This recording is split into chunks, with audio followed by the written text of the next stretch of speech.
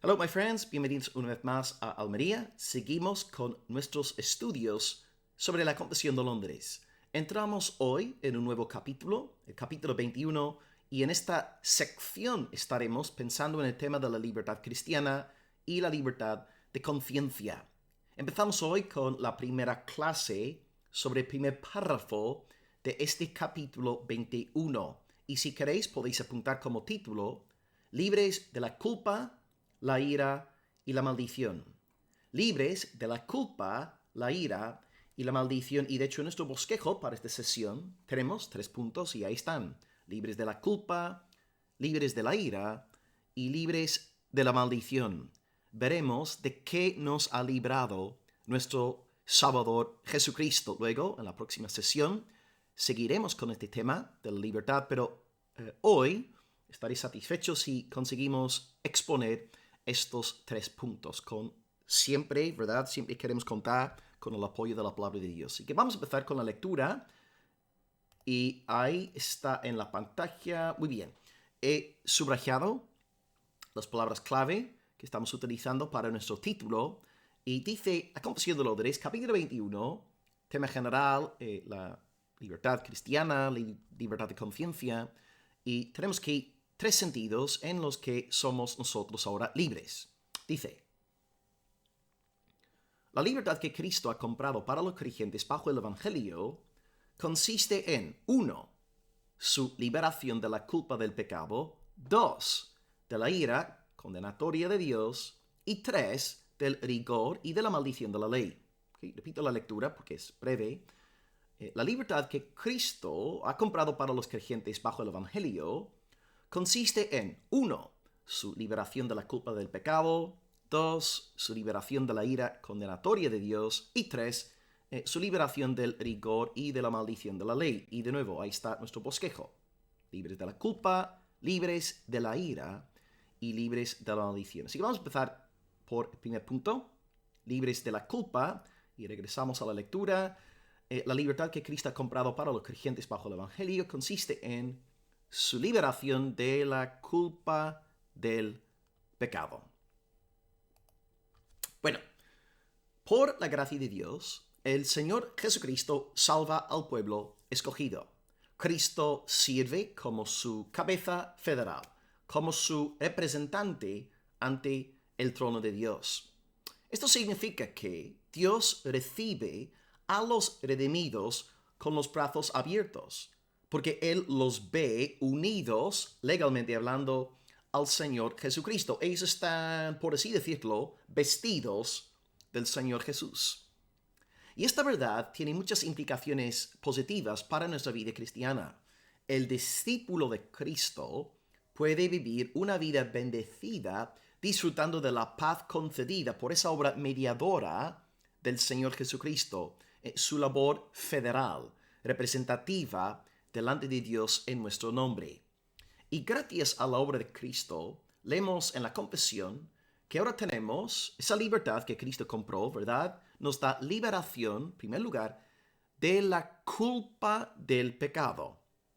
Cristo ha comprado nuestra liberación de la culpa del pecado. Ahora no dice la liberación del pecado. Dice la liberación de la culpa del pecado. Ahora, ¿por qué dice aquí, o por qué no dice, mejor dicho, por qué no dice que somos libres del pecado? Porque si os acordáis de lo que leímos en su día, en la confesión 9.4, hay todavía en nosotros corrupciones remanentes. Estoy leyendo textualmente 9.4. En nosotros, los nacidos de nuevo, hay todavía corrupciones remanentes. En palabras de Calvino, reliquias de pecado. No somos libres todavía de la presencia del pecado. La pregunta sería entonces, ¿cuándo seremos definitivamente liberados de la presencia del pecado? Pues os leo el 9.5. La voluntad del hombre es hecha perfecta e inmutablemente libre para el bien únicamente solo en el estado de gloria. Así que en este siglo presente no experimentamos liberación de la presencia del pecado. El pecado nos acompaña siempre, Pero sí, según la lectura, experimentamos liberación de la culpa. La culpa del pecado. Gracias a Dios se está acercando el día en el cual seremos definitivamente liberados de la ley de pecado que actualmente mora en nuestros miembros. Pablo mismo, siendo regenerado, ¿no? Se queja de esta ley en Romanos capítulo 7, ¿verdad? Nos identificamos mucho con lo que dice ahí el siervo de Dios. La buena noticia es que este pecado, que todavía está en nosotros, pues esta culpa que produce ya no es tomada en cuenta ante el trono celestial. Cristo nos ha limpiado por completo. A nivel legal no tenemos culpa. Dios nos ha liberado. No es que seamos nosotros impecables, pero ya que nuestra cabeza federal, nuestro representante, nuestro sustituto Jesucristo es perfectísimo, pues podemos descansar, porque Él ha limpiado nuestro pecado y nos ha dado de su propia justicia. Esto me hace pensar en las palabras de David en el Salmo 32:1. Bienaventurado aquel cuya transgresión ha sido perdonada. Bienaventurado aquel cuyo pecado ha sido cubierto. Bienaventurado el hombre a quien el Señor no culpa de iniquidad. ¿Y por qué Dios no nos culpa de iniquidad? Porque Cristo sufrió en nuestro lugar. Objetivamente hablando, pues, en el Evangelio, Dios quita la culpa de nuestro pecado mediante la muerte de Cristo. Como dice Hebreos 9:26, que Cristo mediante el sacrificio de sí mismo ha quitado el pecado. Ha quitado el pecado. Así que es cierto que el pecado sigue morando en ti, pero esta culpa ya no te puede condenar. Cristo la ha perdonado, Cristo la ha quitado. Entonces, en Cristo, Dios no ve nuestro pecado. En Cristo, Dios solamente ve la justicia de su Hijo, la cual nos ha sido imputada por libre gracia. Estas reliquias del pecado que están en nosotros, esta ley de pecado que mora en nosotros, es perdonada, no es tomada en cuenta ante el trono celestial. Todo está ya perdonado.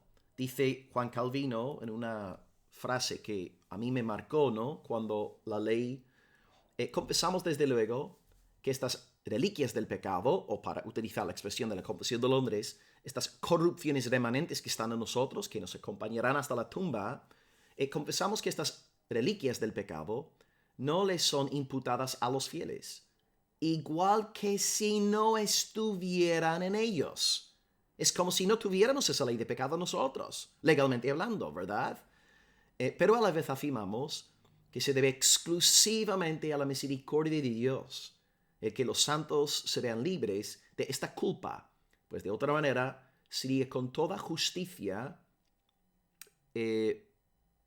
serían con toda justicia pecadores y culpables delante de Dios. Entonces Dios no toma en cuenta nuestra corrupción remanente, no toma en cuenta estas reliquias del pecado. Toda esta culpa ha sido perdonada en la sangre del Señor Jesucristo. Él ha quitado todo nuestro pecado, gloria a su nombre. Hebreos 9:26. En primer lugar, hoy aprendemos que por la gracia del Señor Jesucristo y su santo evangelio, hemos recibido, uno, liberación de la culpa. De nuevo, leo lo que dice ahí: la libertad que Cristo ha comprado para los creyentes bajo el evangelio consiste en su liberación de la culpa del pecado. Estamos aquí pensando en la culpa objetiva, ¿no? Yo sé que uno puede sentirse psicológicamente hablando, subjetivamente hablando, culpable. Pero bueno, si no se siente culpable, no importa. Lo que realmente cuenta es la culpabilidad legal objetiva ante el trono celestial. Y esta culpabilidad objetiva ya no es tomada en cuenta. Es pasada por alto en virtud de la gracia del Evangelio del Señor Jesucristo. A Dios sea la gloria por los siglos de los siglos. Amén. Ok, vamos a seguir con la lectura. Voy a poner primeramente el bosquejo. En primer lugar, somos libres de la culpa. Libres de la culpa del pecado.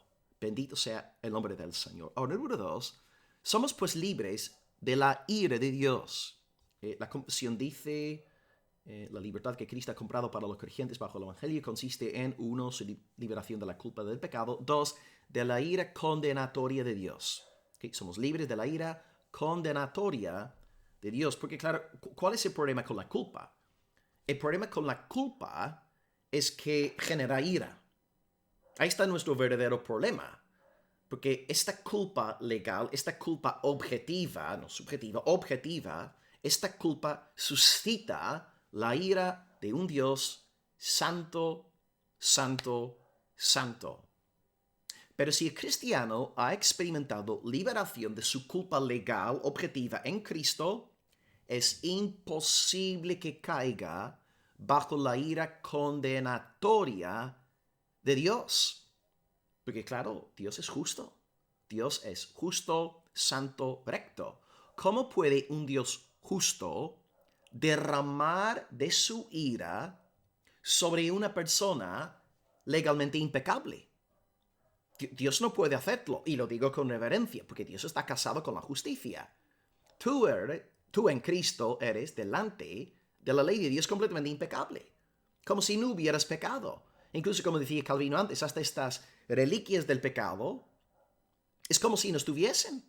Así de glorioso es el Evangelio. ¿No? Yo sé que cuesta creerlo. Y por eso hay que día tras día predicarnos el Evangelio y pensar en esto. Soy justo. Soy hecho justicia de Dios en Cristo.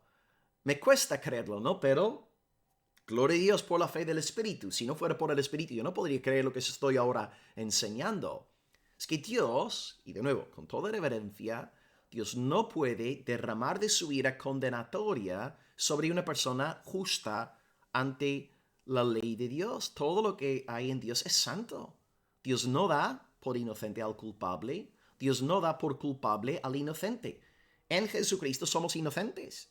En Jesucristo no tenemos pecado. En Jesucristo hemos cumplido la ley a la perfección. En Jesucristo hemos hecho todo perfectamente.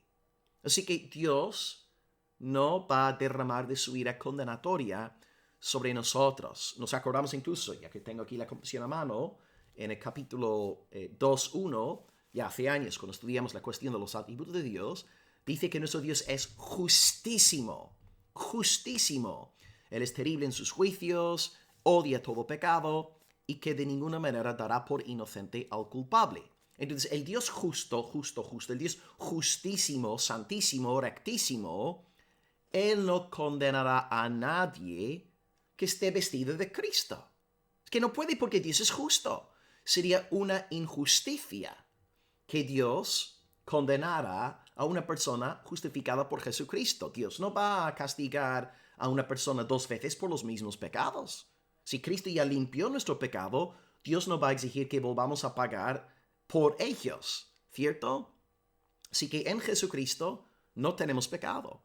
En Jesucristo no solamente somos libres de pecado, también somos hechos la justicia de Dios en Él. Uno de mis versículos favoritos en la Biblia es 2 Corintios 5:17, y al leerlo vais a entender, ¿no? La razón por la que me encanta este texto.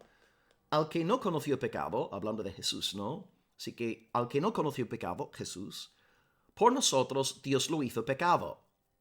Así que en cuanto a la imputación, aquí Cristo por supuesto no es pecador, pero en el sentido de imputación sí lo es, porque Dios atribuye a su Hijo, imputa a su Hijo todos los pecados de su pueblo escogido. Y por eso Lutero dice que Cristo era el pecador más grande de todos los tiempos. No en el sentido ontológico, porque Cristo era perfectísimo, pero sí en el sentido de imputación. Dios pone todos nuestros pecados sobre los hombros, las espaldas de Cristo, para que nosotros fuésemos hechos en Él justicia de Dios. Si tú tienes fe en Jesucristo, tú eres la justicia de Dios. Tú eres justo. Dios te ve tan justo como el Señor Jesucristo. Yo sé que decir esto suena casi blasfemo, pero es el Evangelio, hermanos. Es la gloria del Evangelio. Dios te ve en Cristo. Tú eres tan justo, tú eres tan santo, no por tu naturaleza, sino por imputación. Tú eres legalmente hablando tan justo como lo es Jesucristo. Dios te considera justo en Él. Menuda maravilla. De nuevo, cuesta creerlo, pero es el Evangelio que anunciamos. Si el cristiano entonces se encuentra libre de culpa ante el trono de Dios, ya no teme la llamada, lo que la confesión tacha de ira condenatoria de Dios. Dios no puede estar legalmente airado con los justificados Porque no hay culpa legal, no hay. No hay causa que genere la ira de Dios. No hay culpa, no hay pecado en ellos, por tanto Dios no está irado con ellos. Ahora bien, lo que sí es cierto, habría que agregar aquí, que la ira judicial de Dios sí reposa sobre los incrédulos. Todos los hijos de Adán, es decir, todos aquellos que no están en el segundo Adán, todos aquellos que están en el primer Adán, todos están bajo, actualmente ahora mismo, en esta grabación, están bajo la ira de Dios. Aquí tenéis algunos textos que comprueban esta realidad.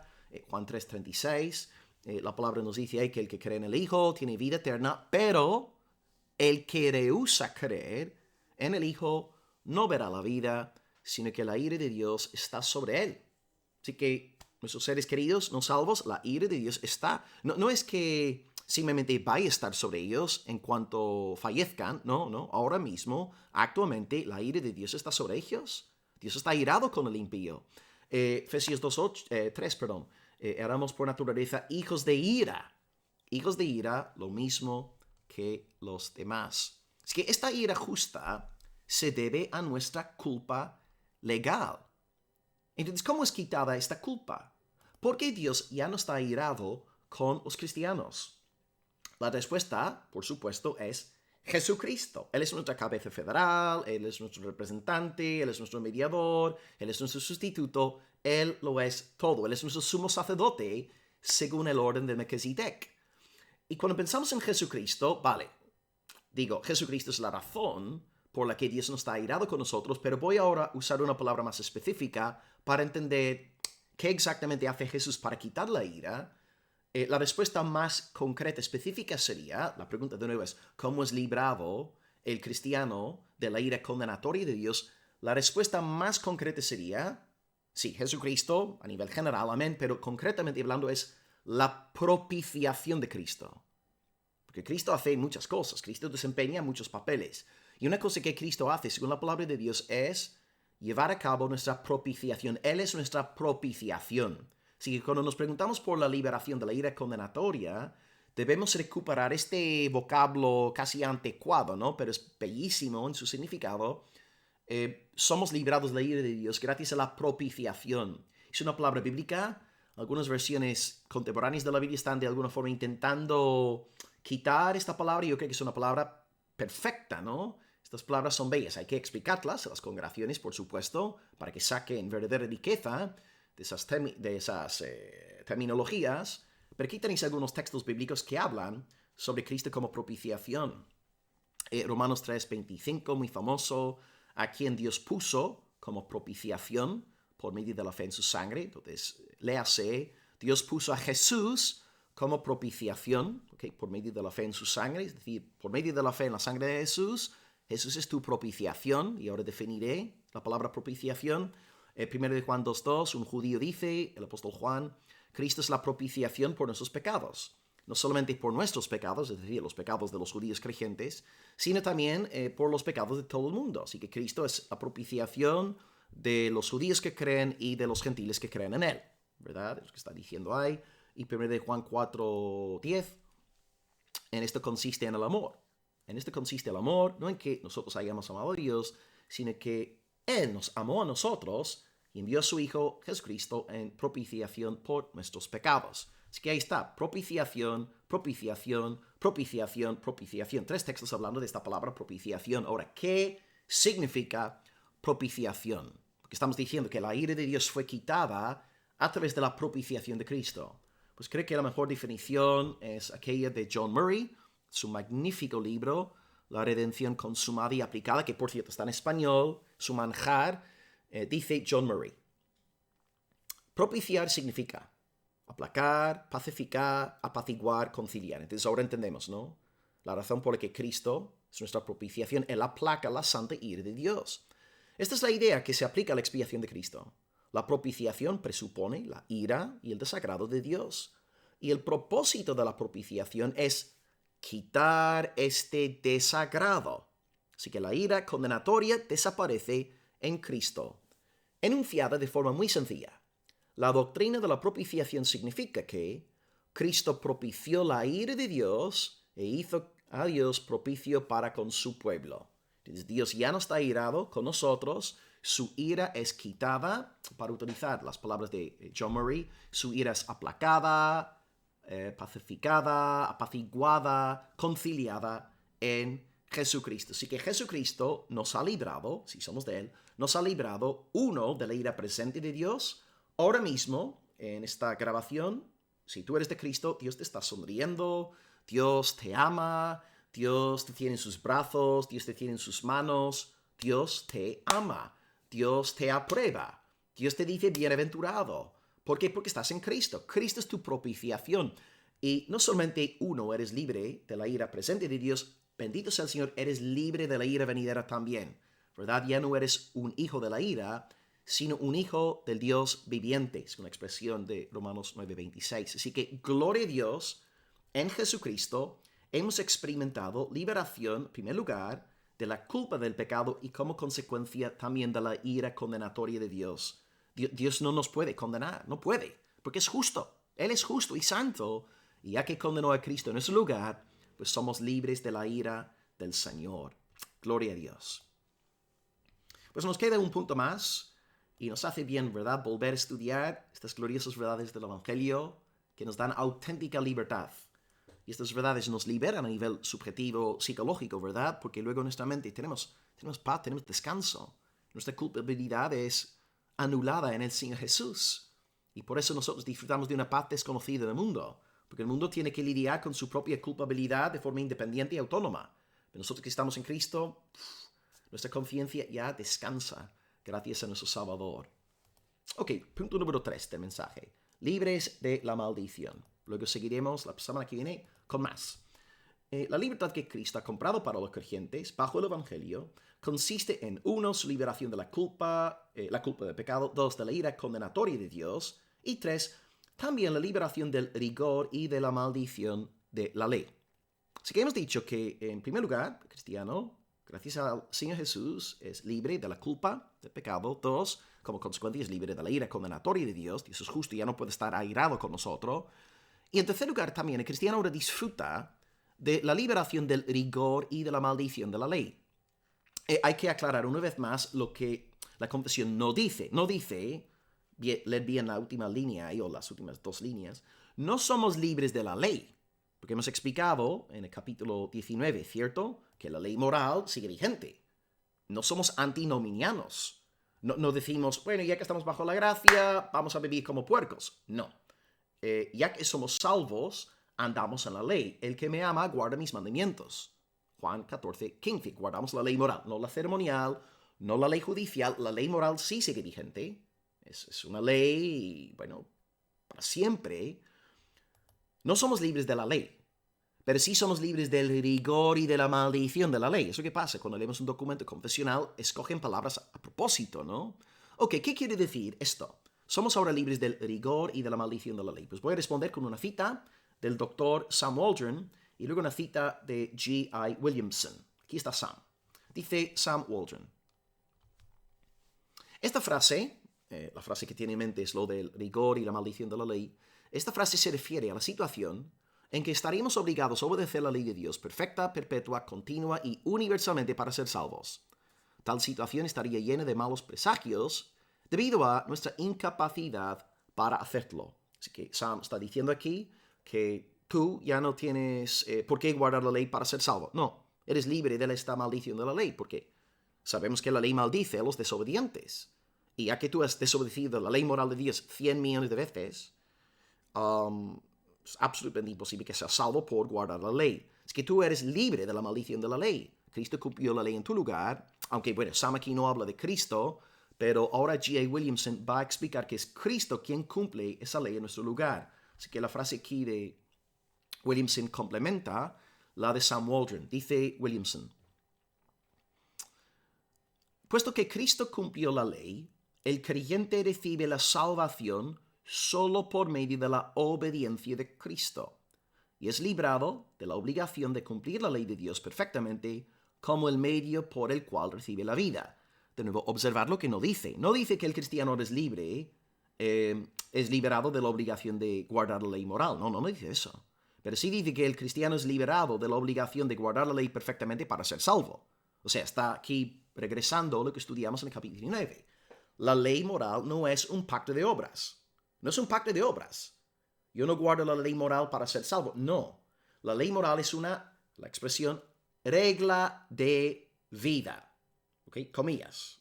No conejo. Comillas. Regla de vida. Así que la ley moral nos instruye en cuanto a la voluntad de Dios, nos obliga a obedecer al Señor y luego Dios nos bendice por andar en su ley moral.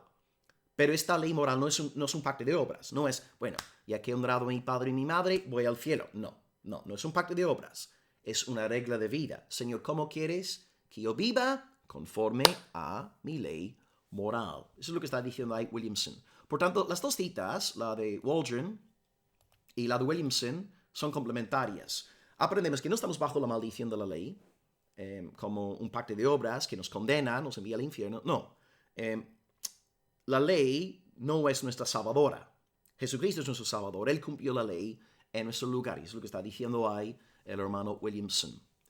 Pues esto también es bíblico. Lo que estamos aquí leyendo, ciertamente estoy citando a teólogos protestantes destacados, pero todo esto está sacado de la palabra del Señor. Nos acordamos de cómo Pablo en Gálatas 3 nos recuerda, ¿sí?, que todos aquellos que desobedecen la ley están bajo maldición de Dios. Gálatas 3:10 está escrito, maldito todo aquel que no permaneciere en todas las cosas escritas en el libro de la ley para hacerlas. Aquí, por cierto, Pablo está citando textualmente un pasaje del Pentateuco, concretamente Deuteronomio 27, versículo 26, que más o menos Moisés dice lo mismo, ¿no? Maldito todo aquel que no permaneciere en las palabras de esta ley. Maldito todo aquel que no confirmare las palabras de esta ley para hacerlas. Ahí está la idea. Así que hay una maldición sobre todos. Tú has oído la palabra de Dios, tú has desobedecido la palabra de Dios, por tanto sobre ti hay maldición. La maldición de la ley está sobre ti. Pero gracias a Dios hay quien quita tu maldición. Y Gálatas 3, un poco más adelante, dice en el versículo 14, Cristo nos redimió de la maldición de la ley, hecho por nosotros maldición. Así que no es que Cristo ontológicamente hablando sea maldito, que va, Él es perfectísimo, pero en el sentido de imputación.